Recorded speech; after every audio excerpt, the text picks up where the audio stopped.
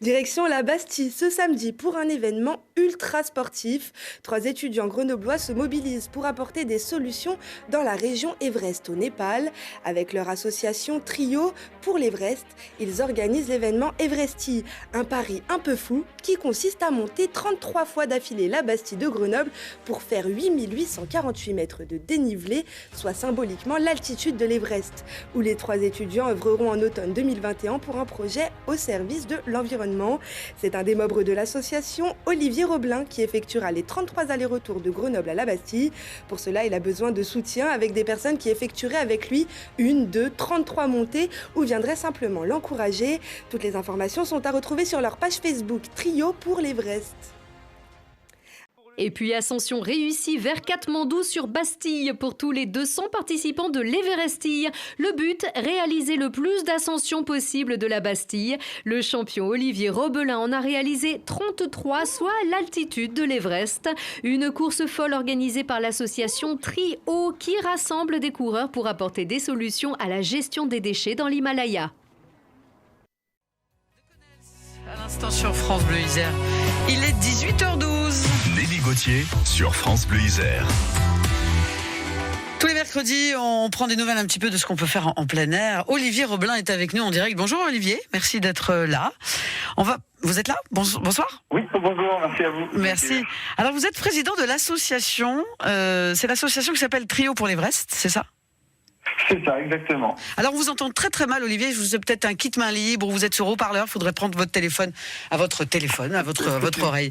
À votre oreille, ça serait mieux parce que à la radio, c'est mieux. C'est mieux pour tout le monde. C'est mieux pour les auditeurs qui nous écoutent. Est-ce que vous nous entendez bien ? Oui, je vous entends bien. C'est mieux comme ça. Voilà, c'est vraiment mieux. Alors, c'est une association Trio pour l'Everest qui a pour but d'apporter des solutions dans la région de l'Everest au Népal. Qu'est-ce que vous avez l'intention de faire, en fait, là, ce week-end ? Ce week-end, alors on va s'élancer de la Bastille, donc à Grenoble, pour la gravir 33 fois. Et donc le choix de 33, c'est pour faire le dénivelé cumulé donc du mont Everest, 8848 mètres. Donc en rapport avec notre projet au Népal, puisqu'on va se rendre au pied de l'Everest. Alors, vous serez avec 2 autres camarades de promo ? Voilà, c'est ça.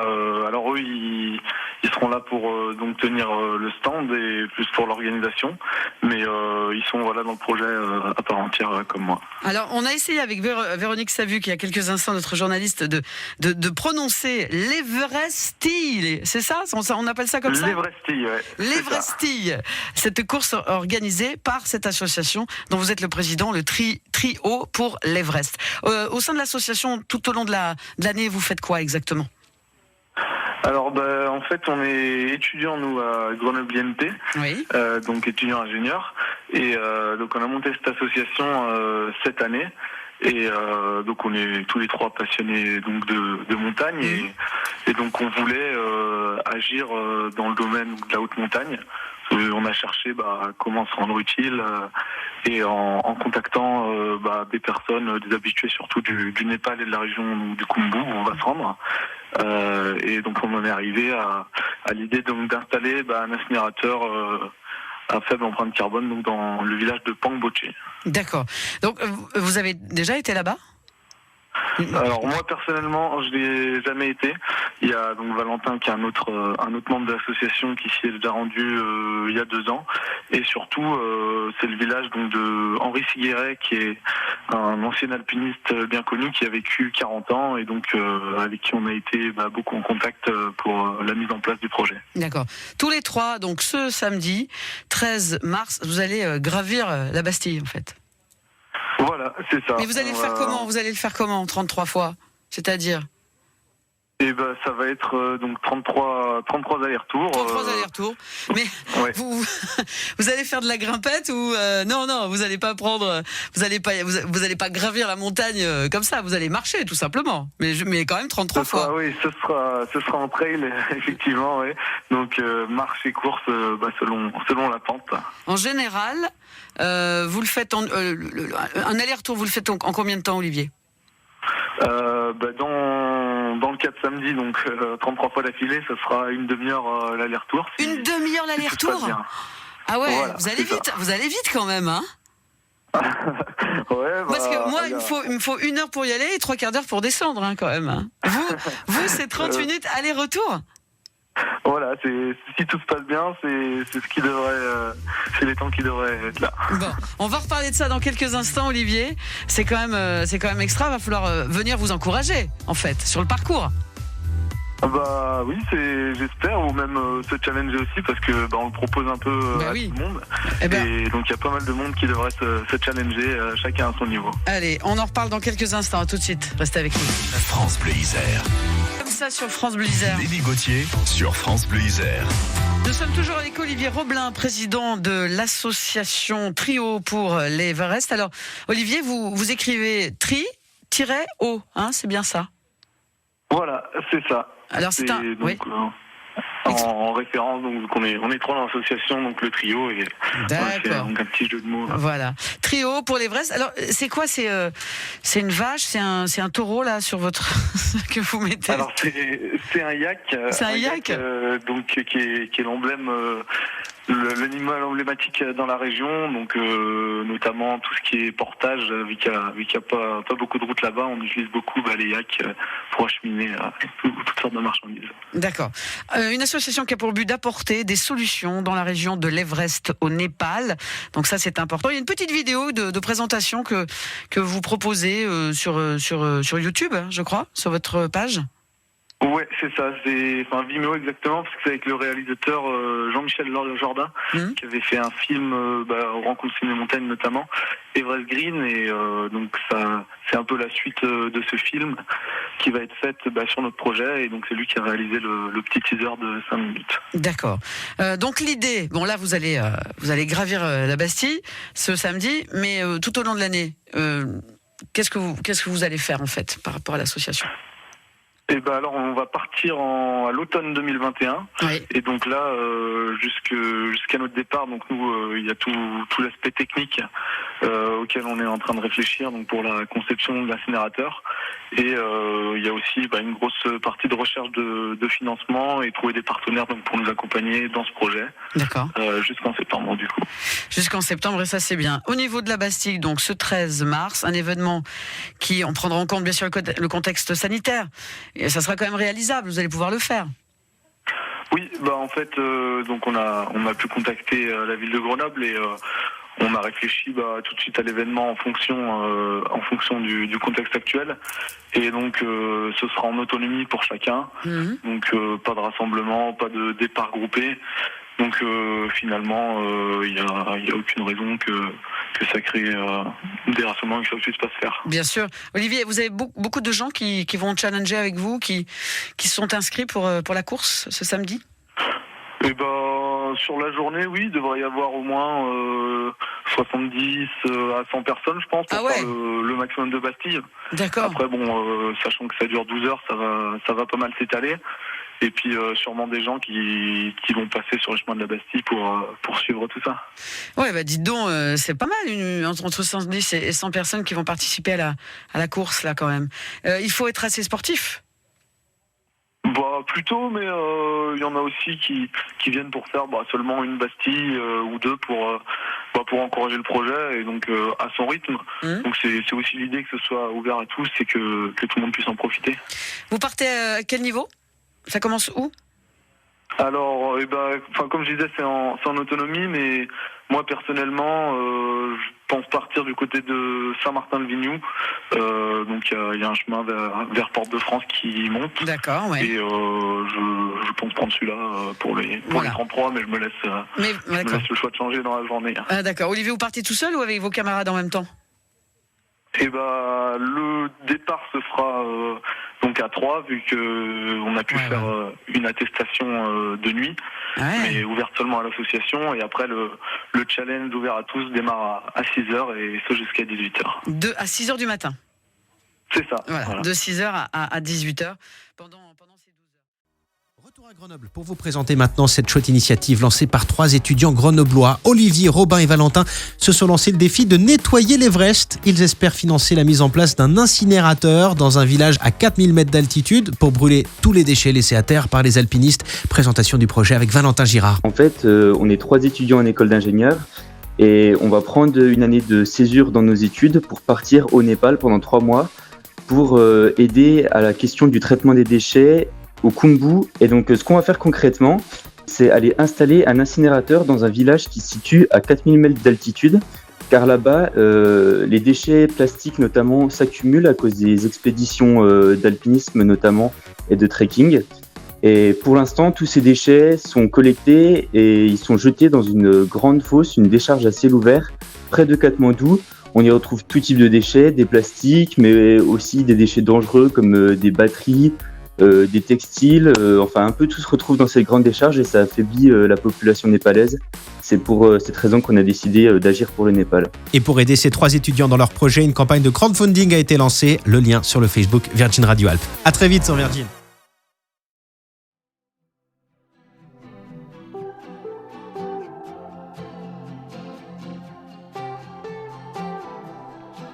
RCF Isère, on reste positif. On l'appelle la plus haute décharge de la planète. Des tonnes de déchets jonchent ses flancs. L'Everest n'est plus si sauvage depuis que les alpinistes font la queue pour le gravir. Une situation qui alarme les amoureux de la montagne jusqu'en France. À Grenoble, 3 étudiants en école d'ingénieur ont le projet, un peu fou, de se rendre au pied de l'Everest pour y installer un incinérateur à déchets. Olivier Roblin est membre de cette association nommée Trio pour l'Everest. C'est plutôt des décors qui font rêver quand on les voit donc, à la télé. Derrière, on ne voit pas forcément tout ce qui se passe dans ces pays. Et notamment dans le domaine de la gestion des déchets, dès qu'on redescend dans les vallées, c'est pas très beau ce qui s'y passe. Et donc plutôt que juste partir dans l'Himalaya pour aller visiter des jolis lieux, on avait envie d'agir pour ces pays aussi et pour les populations. Nous, l'idée, c'est d'aller installer l'incinérateur, mais ça se fait donc avec les organismes népalais qui vont donc plutôt s'emparer du projet après, parce qu'il est important de le pérenniser. Les années suivantes, après notre venue, on a une association de notre école qui devrait s'y rendre pendant 2, 3, peut-être 4 ans. Donc la fabrication sera faite plutôt en amont. Sinon, ce serait pas possible de tout faire pendant les 3 mois là-bas. Et ensuite, les élèves qui vont y retourner vont sûrement continuer avec, par exemple, le filtre anti-pollution. Parce que nous, en 3 mois, on ne pense pas qu'on pourra faire. Et vous pouvez suivre et soutenir l'association sur sa page Facebook Trio pour l'Everest. Pas à Grenoble ce midi puisque nous allons voyager au Népal, enfin presque. Une association grenobloise de jeunes étudiants en école d'ingénieurs ont décidé de s'attaquer à un problème de taille, c'est le moins qu'on puisse dire, puisqu'ils projettent de participer à la dépollution de l'Everest. Le toit du monde, même s'il fait rêver les plus aventureux d'entre nous, est aussi une décharge à ciel ouvert, polluée notamment par les alpinistes de plus en plus nombreux à vouloir le gravir. Et cette association qui veut installer un incinérateur à déchets au pied du plus haut sommet de la planète s'appelle Trio pour l'Everest. Et nous recevons aujourd'hui son président, Olivier Roblin. Bonjour Olivier. Alors peut-être commencer par nous expliquer comment cette association est née à la fin de l'année dernière, fin de l'année 2020, et pourquoi vous aviez envie de vous soucier de l'environnement et de l'environnement au Népal. Alors ça a commencé au début de l'année scolaire, donc 2020 en septembre. Oui. Moi je savais que je voulais faire une année de césure donc dans le cadre de mon école d'ingénieur. Et donc agir dans le domaine de la montagne et des déchets. Et en contactant plusieurs organismes, et surtout Jean-Michel Jorda, qui est réalisateur de films en montagne, qui est passé au Ciné Montagne il y a 2 ans, qui a fait un film, donc Everest Green, que j'avais pu voir. J'ai décidé de le contacter directement, et donc il était partant pour nous aider, nous a envoyé vers les bonnes personnes au Népal. Et de fil en aiguille, on a rencontré aussi Henri Sigueret, qui a vécu là-bas pendant 40 ans et qui nous a envoyés dans son village, parce que c'est le dernier village avant le camp de base de l'Everest. Et on nous a dit que c'était peut-être mieux de traiter le problème à la source en allant traiter les déchets dans les villages plutôt que juste dépolluer le sommet ou les camps de base de l'Everest. De manière plus temporaire, quoi. D'accord. C'est ça. Comment est-ce que pourquoi ça vous touche à titre personnel vous l'avez dit à travers ce film notamment, vous avez découvert ou redécouvert cette situation. Pourquoi elle vous touche? Pourquoi elle vous parle? Parce que moi-même je suis un pratiquant de la montagne. Après l'Himalaya, j'y suis personnellement jamais allé, mais c'est plutôt des décors qui font rêver quand on les voit donc à la télé. Mais derrière, on ne voit pas forcément tout ce qui se passe dans ces pays. Et notamment dans le domaine de la gestion des déchets, dès qu'on redescend dans les vallées, c'est pas très beau ce qui s'y passe. Et donc plutôt que juste partir dans l'Himalaya pour aller visiter des jolis lieux, on avait envie d'agir pour ces pays aussi et pour les populations. Alors justement, il y aura la construction d'un incinérateur à déchets. C'est quelque chose qui va être aussi assez... Alors donc écologique c'est sûr, mais participatif aussi, puisqu'il y aura une implication, vous l'expliquez, du village et puis d'autres personnes peut-être de Grenoble qui pourraient se rendre là-bas via une autre association pour l'entretenir après, c'est ça ? Exactement. Nous, l'idée c'est de prendre l'initiative d'aller installer l'incinérateur, mais ça se fait donc avec les organismes népalais. Donc c'est le NMA et le SPCC sur place. Qui vont donc plutôt s'emparer du projet après, parce qu'il est important de le pérenniser. Et donc les années suivantes, après notre venue, on a une association de notre école qui devrait s'y rendre pendant 2, 3, peut-être 4 ans, selon le temps qu'il faut pour vraiment pérenniser. Donc ça, c'est un projet qui va voir le jour à l'automne, c'est ça ? C'est ça, oui. Nous, on pense partir en septembre, octobre, jusqu'à décembre 2021. D'accord, donc il faut en gros 2 à 3 mois pour pouvoir installer votre projet, le mettre en route et avoir la certitude que ça marche et que les gens puissent après utiliser cet incinérateur, c'est ça ? C'est ça, sachant que donc, jusqu'à septembre qu'on parte, on est donc en contact avec des entreprises qui sont spécialisées dedans et donc la fabrication sera faite plutôt en amont, sinon ce serait pas possible de tout faire pendant les 3 mois là-bas. Et ensuite, les élèves qui vont y retourner, donc les années d'après, vont sûrement continuer avec, par exemple, le filtre anti-pollution. Parce que nous, en 3 mois, on ne pense pas qu'on pourra tout faire. D'accord. Donc ce sera quelque chose qui va se faire aussi petit à petit au fil du temps. Ce qui est intéressant aussi dans votre histoire, c'est que vous nous avez parlé du film de Jean-Michel Jorda, un documentaire qui vous a parlé, qui a sûrement été un petit peu un déclic aussi pour vous, j'ai l'impression. Finalement, la boucle est bouclée, puisque Jean-Michel Jorda veut faire une suite, entre guillemets, de ce documentaire-là, mais à propos de votre histoire, de votre projet. Voilà, c'est ça. Alors nous, on l'a contacté plutôt dans le but de se faire aider, mais il a été bien convaincu par nos idées, et donc finalement, il nous a proposé de faire un film, et que lui, ça l'intéressait pour faire la suite d'Everest Green, qui parlait des déchets, mais il n'y avait pas vraiment le côté action, et c'est un peu plus ce qu'il a envie sur ce nouveau documentaire. Très bien, donc ça veut dire qu'il va vous accompagner là-bas ? Pour le moment, on ne sait pas encore comment ça va se passer exactement. Peut-être un cadreur sur place, mais c'est pas encore vraiment défini qui exactement sera de la partie. Donc c'est encore à définir. Ce dont on n'a pas parlé encore, c'est que pour vous faire connaître et puis pour mobiliser un petit peu autour de votre initiative dont vous nous parliez à l'instant, vous allez créer un événement qui s'appelle l'Everestille, et ça aura lieu du coup au mois de mars, le 13 mars, et vous allez gravir, vous, à titre personnel, 33 fois la Bastille pour un dénivelé total égal à l'altitude de l'Everest. C'est un beau défi que vous vous lancez pour le mois de mars. Oui, c'est ce qu'on recherchait, un petit défi donc pour nous, mais aussi donc au public, parce qu'on souhaite donc le proposer à tout le monde sous différentes formules quand même, pour que ce soit accessible donc à ceux qui souhaitent pas forcément faire 33 Bastilles. Et justement, comment ça va se passer pour le public ? On l'a compris, vous, ça va être une journée bien remplie. Et puis pour ceux qui veulent vous accompagner, comment est-ce qu'ils pourront le faire ? On souhaite mettre un stand donc en haut de la Bastille, où on sera là pour présenter le projet. Et après, donc, ce sera plutôt une course en autonomie. Et donc, nous, on sera là quand même pour relever chacun le nombre de Bastilles qu'ils vont faire. Et puis, on a notre page internet et nos réseaux où on souhaite communiquer dessus et où les gens pourront nous envoyer toutes leurs performances. C'est quoi le projet, vous, pour le mois qui arrive ? Il y a une préparation, il y a quoi ? Là, ça fait depuis décembre qu'on y a pensé. Moi, je fais un peu de sport régulièrement. Et je fais plus de sport depuis décembre, et là oui, c'est bouché double, donc c'est pas mal de courses forcément, et de ski de randonnée, de vélo, avec le temps qu'on arrive à trouver entre les études et le projet. Merci Olivier, je rappelle que vous êtes le président de l'association Trio pour l'Everest, qui partira donc à l'automne au Népal pour faire un beau geste pour l'environnement.